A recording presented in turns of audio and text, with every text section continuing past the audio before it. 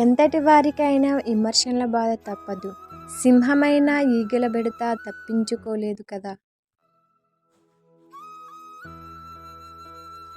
మహోన్నత వ్యక్తిత్వాన్ని గుర్తించడం చాలా కష్టం. ఆ ఛాయలో ఎంతో కొంత మనలో కూడా ఉంటేనే అది సాధ్యం.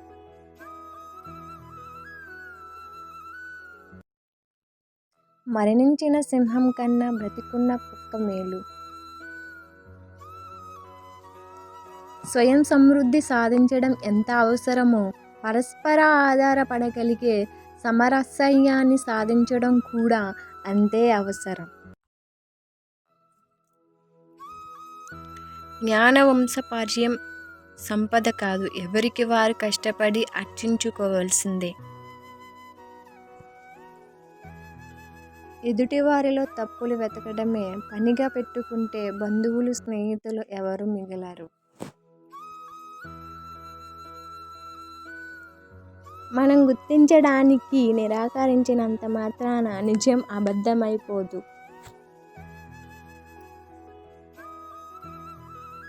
గెలవాలన్న తపన బలంగా ఉన్న చోట ఓటమి అడుగైనా పెట్టలేదు.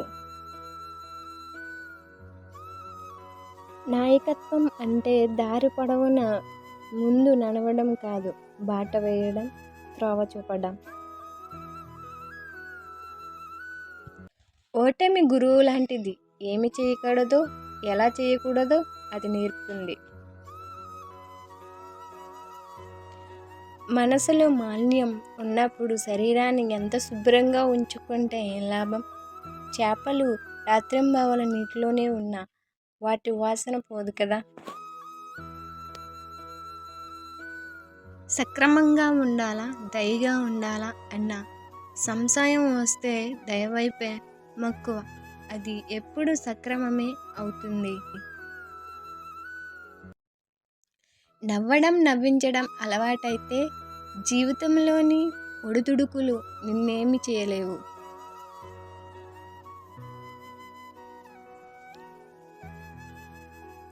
తినవలసిన వ్యక్తులు నలుగురుండి ముగ్గురికి సరిపడ భోజనం మాత్రమే ఉన్నప్పుడు ఎందుకో నాకు ఈరోజు అసలు ఆకలి వేయడం లేదు అని చెప్పే వ్యక్తి అమ్మ. నీతిని బోధించడానికి అర్హత లేని వాళ్ళు నీతి సూత్రాలు చెప్పడం ప్రారంభిస్తే ప్రజలకు ఆ వ్యక్తుల మీద కాక అసలు నీతి మీదనే నిరాశాభావం ఏర్పడే ప్రమాదం ఉంది. డబ్బు కాదు, డబ్బు మీద ప్రేమ, మోహం, దురాశ అనర్థాలకు హేతువులు.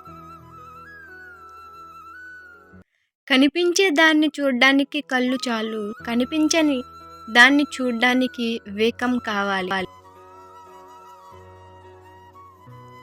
దుష్టులకు దూరంగా ఉండాలి, కానీ వారితో విరోధంగా ఉండకూడదు. ముందుకు వెళ్ళలేని ప్రతి మనిషి వెనక్కు వెళ్ళవలసిందే. ఇప్పటి వరకు వచ్చిన మంచి పుస్తకాలన్నీ చదవడం అంటే గత శతాబ్దాలకు చెందిన మహనీయులందరితోనే ముఖాముఖిగా మాట్లాడడం.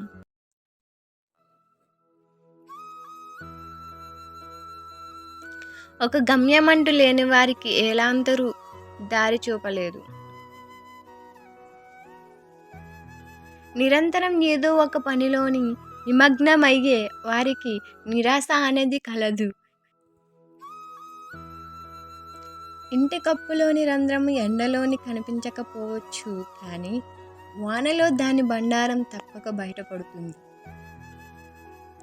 గెలవాలన్న తపన తగ్గితే ఓటమి దగ్గరైనట్లే. మిత్రుడు ఆనందంగా ఉన్నప్పుడు ఆహ్వానిస్తే వెళ్ళాలి, కష్టాల్లో ఉన్నప్పుడు పిలవకున్నా వెళ్ళాలి. నిన్ను నువ్వు పొగుడుకోనవసరం లేదు, తిట్టుకోనవసరం లేదు. నువ్వేంటో అనేది నీ పనులే చెబుతాయి.